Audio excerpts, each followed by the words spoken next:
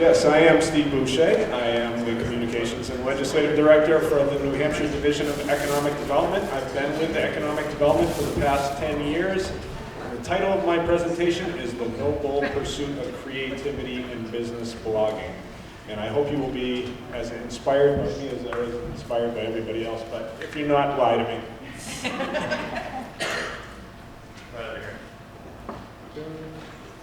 All right, I'm going to take you back to a land before time. You know, this is when dinosaurs roamed the earth and pterodactyls were flying throughout the sky. So we're going to talk 100 years before blog, BB, aka the ugly reality of economic development marketing.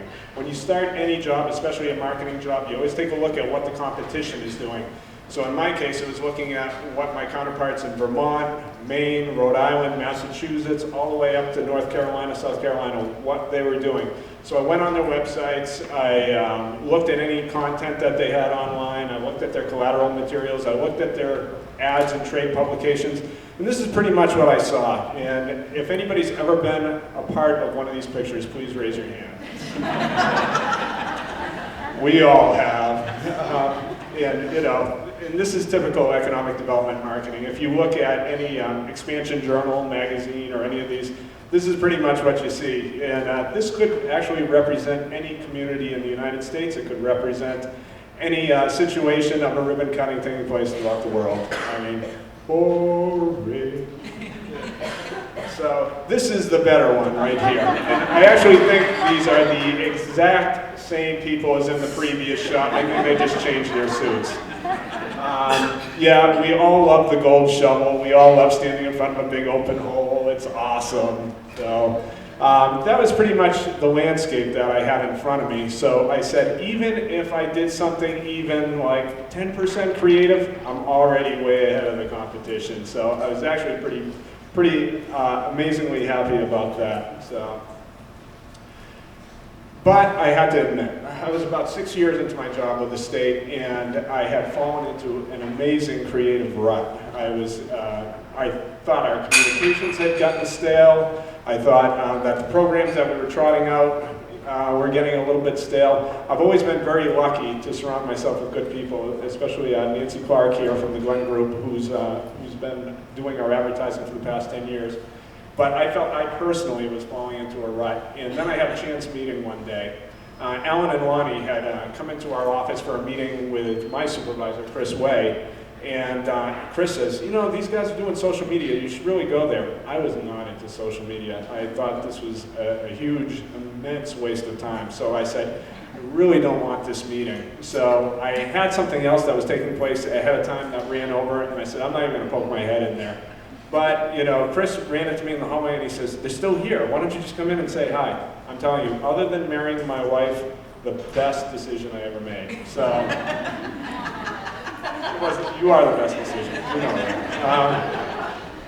And, you know, this isn't only going to be about business blogging. This is going to be about changing your life. And to be honest with you, this changed my life. This one chance meeting changed my life. Because when you're in a creative rut, and if you consider yourself a creative person, sometimes you need these people to walk into your life and to change the way that you're viewing things. And I could tell by the end of that 10 or 15 minute conversation, I said, these aren't only going to be collaborators, they aren't going to be people who are just going to support me. These are going to be people who are going to be my friends for the rest of my life. And I know that's going to be the case. So if I have any lesson to give to you today, other than the social media stuff, honestly, surround yourself with good people. Surround yourself with people who are going to inspire you every day, who are going to make you feel good about getting up in the morning. That is probably the best lesson I could ever give anybody. I'm really not wicked good at this. Okay. My initial trepidation for entering social media. My only interaction with Facebook is I went on there a couple times, and it was people talking about, well, I just had scrambled eggs for breakfast. And I said, well, good for you. I had Count Chocula. Awesome. The other thing I heard was, I worked out. I ran 10 miles today. And I was like, good. I walked to my mailbox. Awesome. We were all doing great.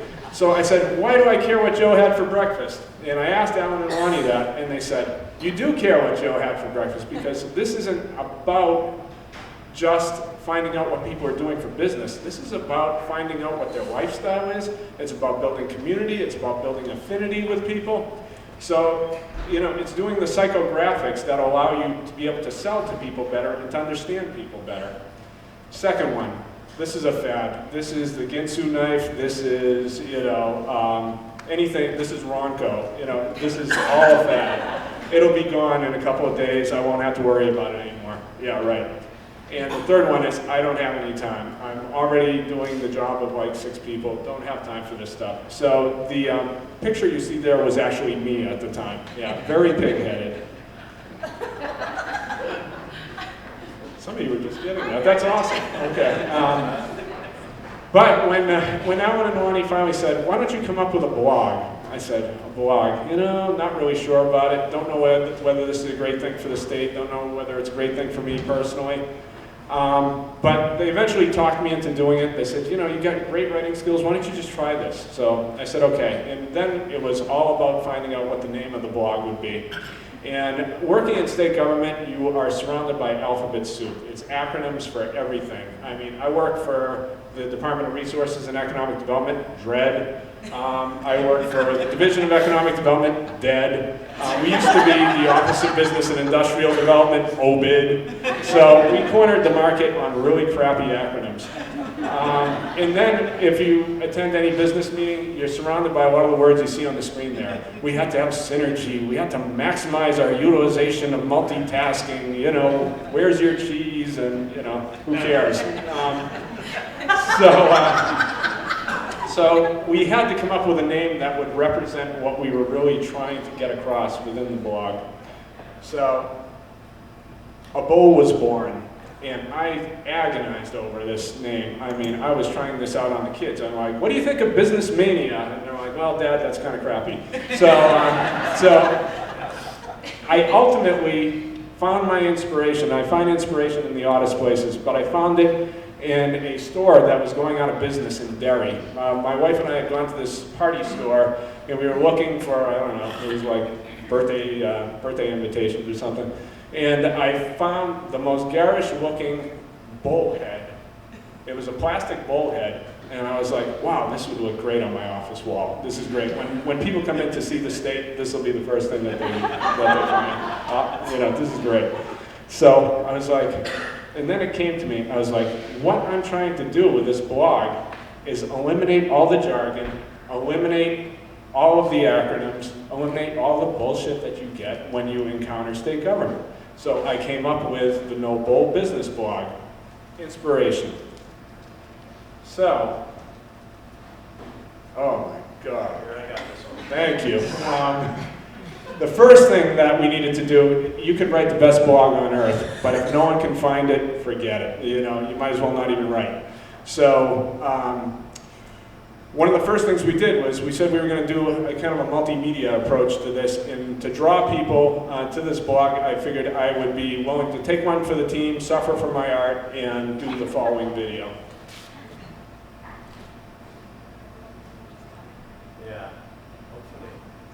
The video said, Acer empowering people. No signal. Awesome. They were fighting for network space with everyone. Steve, can I talk about that for a minute? Sure, go for it. Has anyone in the room actually been down to their offices for marketing resources and economic development? Do you have anybody else? When I started working with the Rally School, I thought, I'll see what resources are out there. I went down and met with Steve, and I was just blown away. It's like a hotbed of excited bunnies down there. Their offices they're all sort of open. There's lots of glass. Colors are great down there, and they're just so helpful. Whether it's the international department, Steve's the communications guy down there, so he's kind of a good person to talk to first. But if you're a business in New Hampshire, you've got to go start with Steve, and there's just about amazing people down there. Just incredible. Thank you very much, Richard. Yeah, we actually have 4 divisions within our building. We have travel and tourism, economic development, parks and recreation, and forest and land. So if anybody has any interaction with any of those groups or any of those industries, by all means, get in touch with me. I don't know, guys. All right, this is where we are live. We are live today. I am going to give you, these are dry erase, so no. Yeah.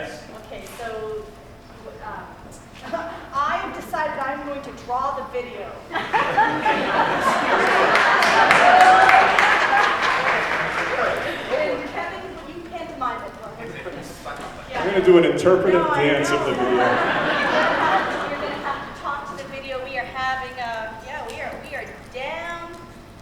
That's all right, we can plow through it. But what is the, Fine. to view the video, it's the Noble blog on YouTube. Or- Yes, and actually, I'll explain what it is. It's not nearly as good as me explaining it. Maybe we can have Alan act as the bull, but But you could act it out, come on. what the whole premise of it was is that we were chasing the bull out of New Hampshire. So I actually went to Miles Smith Farm, we rented a matador costume, and I dodged a bull. It was actually a Highland calf, it was pretty harmless. I think I'm getting out there with a real bull, come on, let's be serious. And the second one that I was going to show you was actually a dodgeball one, and we have no bull written on the side of the ball, and that was, we had Alan and Lani and Dan Freund and a couple other folks just talking in jargon, and so every time someone would speak in jargon, I would whip a ball at their head, so kind of like I do in real life.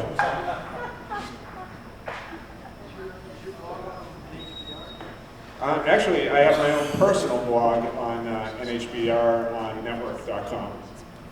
That's where I do my kind of like comedy stuff. Sometimes it's serious, but I try not to keep it too serious. Let's just go back to the PowerPoint. Yeah, it would be fantastic. Oh, we're rebooting now. Yeah, yeah.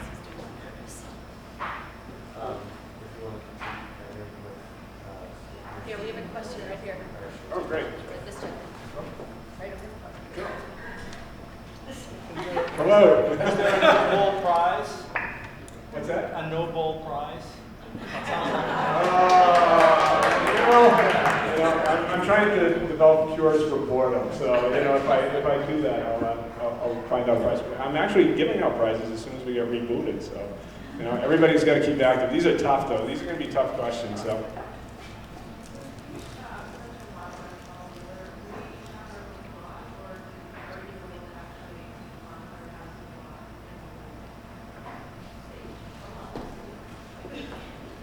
I'm sorry, I can't hear you at all. I mean, this is like, I have tinnitus. Ozzy Osbourne blew out my ears in 1985. So, in all departments in your campus or building, do they all each have a blog, or are you the one that I'm actually the only one in the building, I think, that has a blog.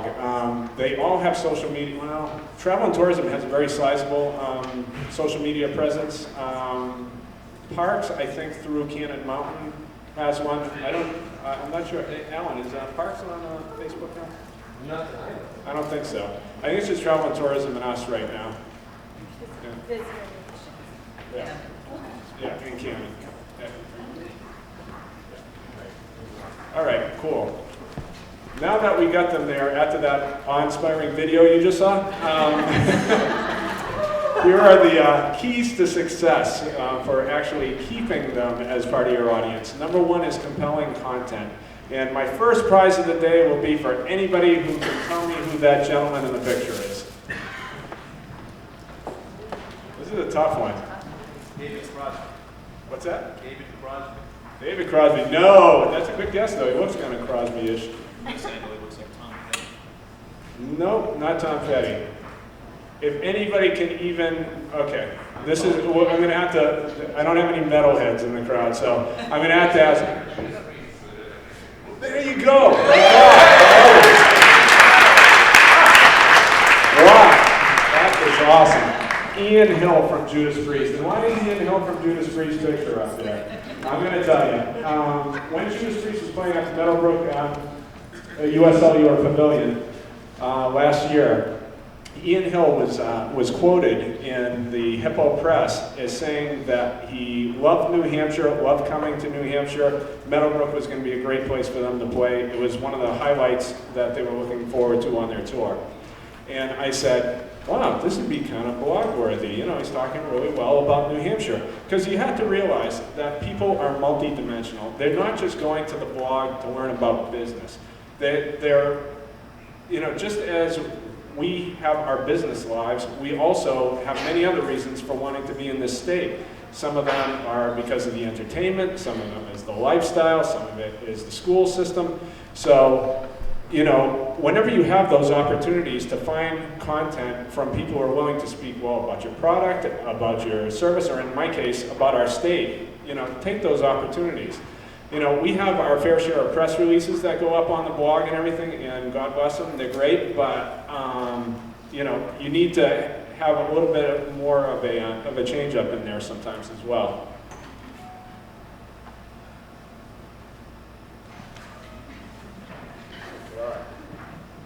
I think you have to do it from there. This thing's not working anymore. There you go. Okay, 2, consistency. And actually, you probably can't see this from way back, but it says consistency. It's only a virtue if you're not a screw-up. So, yeah, it's poor Philadelphia Phillies outfielder missing the ball.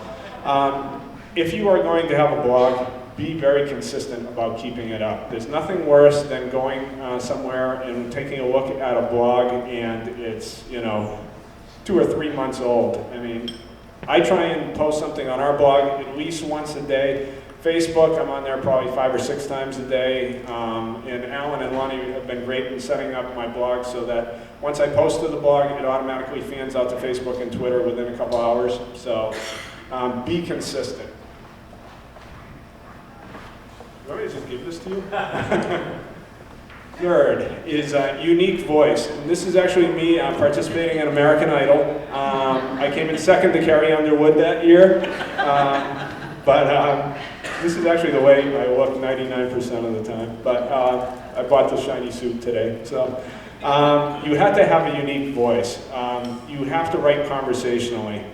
You have to make people excited about what you have to say. If you're just writing in press release type style, you're probably not going to capture an audience unless they're there for one specific piece of content, whether it's grant offerings in our case, or new programs and things like that. But one of the things I wanted to do is read really quickly. It was the first blog post that I put on the No Bull Business blog because I thought it was really important to set a tone. And it's very quick. It says, and this was around the time, you have to remember, this was back in 2009 when the government bailouts were a real big thing and they just dominated the news. So it says, tired of bailouts, stimulus plans, and endless talks about budgets and inertia? Well, guess what? So are we. That's why we've checked out of government as usual and tossed the status quo into the scrap pile where it lies amongst boilerplate marketing plans, 3 martini networking events, and stale information served as new. As New Hampshire businesses or prospective New Hampshire businesses, you not only demand more, you deserve more. Our pledge to you is to give you some great information on a daily basis, whether it be a new grant, a partnership opportunity, or an excellent new economic development tool. Only the good stuff, only the timely stuff, no bull allowed. Billy Joel once bragged in a song that we didn't start the fire, but here I stand with a can of kerosene and a head full of crazy ideas that just might work. This is both revolution and evolution wrapped into one. Don't think Michael Bublé or Yanni, think Marilyn Manson and Korn. Economic development is no longer a waltz, it's a mosh pit of innovation, creativity, and ingenuity. Anything with a speck of dust or a feel of bureaucratic rhetoric will be cast aside in the new look, live free or die state. So welcome to day 1 of the No Bull Business blog. Welcome to a real approach to the nation's best economy. Welcome to government as unusual.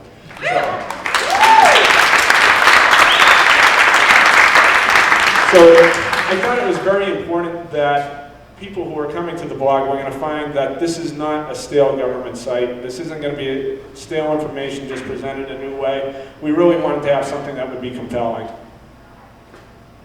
Interactivity. You got to remember that there's somebody on the other end of the line there. You know, do things that will make your blog stand out. Do contests. Intersperse YouTube clips. It has to be interactive for it to work. Know the pain threshold. This is contest number 2, and my wife cannot answer this question. She knows this gentleman. Who is this person? Lobster Man. There you go. Somebody knows my buddy, Jeff Costa, the Lobster Man. That's right. He ran for president a few years back, and I think he would have done all right. When I say know the pain threshold, know who you're writing for.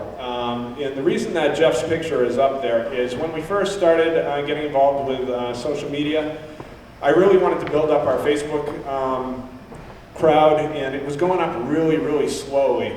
So what I said was, Alan, we got to really come up with something new and something exciting to get people to sign on as likers. And he says, well, what do you want to do? And I said, I want to do something that will shock people. So I said, for every 100 people we get as likers, I will get in the ring with the Lobster Man for a minute. And we'll put it on YouTube. I said, I lined up a radio sponsor. They were going to broadcast it live and everything. And this was all good until it made its way down to the corner office, and they went, what the hell are you doing? So know your pain threshold. Know that not every idea you throw out there is going to be embraced. Remember who you're working for. Next. And here are 2 more prizes. Take inspiration from unlikely sources. Don't ever be afraid to be the type of person who writes their ideas on napkins on the side of the road or buzzing down 93. When people ask me who my inspirations are in life, they always say, well, did you read this new social media book? Did you hear from this practitioner? And honest to God, I don't pay attention to much of it. I get my inspiration from different places. Does anybody know who that gentleman is? Not the little guy, but the guy next to him? You said it first. All right, there you go. Take your inspiration from unlikely sources. P.T. Barnum was known for saying there's a sucker born every minute. I don't necessarily subscribe to that theory, but what I did like about what he was able to do is he was always able to build buzz. He always made people excited about what he had to offer. When people ask me, what's the best marketing idea you've seen in the last 5 years? I'll be honest with you. The best marketing idea I've seen in the last 5 years, I saw at a local county fair. I don't know whether it was Deerfield Fair or Hopkinton. It was a group of people who had a box, and they were charging people $1 to look into the box. And I went like, wow. And I said, I walked by once, I walked back by twice, and finally I go, Tammy, damn it, we got to do this. And it was just like a fossilized something in there. I don't even know what it was, but damned if those guys didn't walk out rich. I mean, honestly. You have to build a buzz about what you're doing, and you have to make people interested in what you have to say, especially in a blog. The other guy on the right-hand side, who's that? Lady Gaga. Oh, come on. That's insulting. Gorgeous George. No. Yeah, well, Gorgeous George was his predecessor. Let's put it that way. Who? The Nature Boy, Ric Flair. There you go. Who is it? And why Ric Flair is inspirational to me is I was, for years, I've been deathly afraid of public speaking, deathly afraid of it. And I went to people who could help me with this and everything. And finally, one night, I was just sitting there watching Monday Nitro or whatever was on. And Ric Flair is holding court in the Omni. There's 12,000 people there. And I said, damn, if this guy doesn't believe everything he's saying. It's all hype, but he's got 12,000 people in the palm of his hand, and he believes what he's saying, and he's making other people believe. So, in terms of blogging, you want to make people believe what you have to say. You want people to buy what you're selling. So you need to be your best advocate. You need to believe your own hype. So Rick's always been an inspiration. Next. Dare to do the impossible. In state government, there are a lot of walls that get put up around you, and there are a lot of things that I never thought I'd be able to do that I've been able to get accomplished. And one of the things, and I think you should approach every project this way, the Fisher Cats in Manchester had been wanting to work with us for years, and they said, do you want to do some advertising with us? And I said, nah, I don't do just traditional advertising. And they said, what do you want to do? And I said, I want to make history. They go, how? And I said, let's just take an average promotion and turn it into something special. So what we ended up doing with those guys this year is we engaged our friends over at Earth Tech, and we collected plastic bottles from everybody who was attending a game at one certain point in the season. And we took those bottles and we turned them into blankets that we then turned over to New Horizons Shelter, so that every bed at New Horizons had a new blanket on it. And it was a little bit of my thought process. I said, I did it because it was the right thing to do. No, you should approach every project like you want to make history. Because if you're just doing something for the sake of doing it, it becomes work and it's not a passion anymore. So dare to do the impossible. And the results are in. Our blog now represents 73% of the web traffic to our website, which in some ways is really good, but in some ways it's kind of scary because I go, you know, why is the other part of our site not pulling as much traffic? Our Twitter followers up amazingly. You know, I thank Allen and Lani for all their work and all their coaching on that. Our Facebook likers, huge. YouTube, we're doing pretty well on. And what I've been really excited about is that we're expanding our group of contributors. People actually want to be part of the blog now. Christine Davis, who works with me, does Ask CJ. She does a column where anybody who has any questions about any aspect of doing business in New Hampshire, she'll handle that. I have Melissa Kerner because I'm trying to get a balance, a work-life balance on the blog. And Melissa is a personal trainer, and she talks about if you're busy and on the go, here's how you can eat better, here's how you can work out when you have a limited schedule. Dr. Russ Willett from Sojourn Partners is a training consultant for CEOs, and he provides excellent content in terms of how CEOs can be better acclimated to the business climate. And Catherine Blake from Sales Protocol, another one, she does the Business Road Warrior blog, and that's another great business tip site. And Vindication. State government had to be dragged into social media kicking and screaming, but we were recently named the best blog in the Northeast amongst economic development groups by the Northeastern Economic Developers Association. So kudos to Allen and Lani for giving us the inspiration to get going. So that's pretty much all I have for you today.